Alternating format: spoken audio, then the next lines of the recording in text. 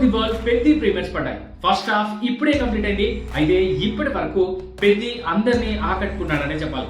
Cinema ఎలా ఉందంటే క్యూరియాసిటీగా cinema థియేటర్కి వెళ్ళిన ఫ్యాన్స్ అండ్ ఫిలిం లవర్స్ అందరికి పెద్ది థియేటర్లో పలకరించే విధానంతో గూస్ బంప్స్ ఉంటాయి.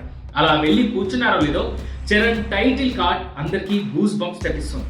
ఫ్యాన్స్ అరుపులు కేకల మధ్యలో బ్యాట్ గద కాంబినేషన్ లో చరణ్ టైటిల్ పడడం పూనకాల ఫీలింగ్ కలిగిస్తుంది.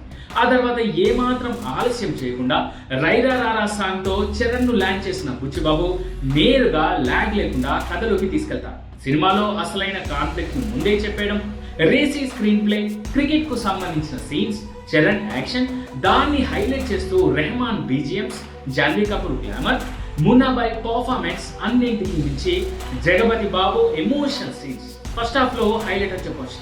అండ్ ఇంటర్వెల్ బ్యాండ్ అదిరిపోతుంది. Charan transformation next level. Overall గా ఇది పెద్ద ఫస్ట్ పాయింట్.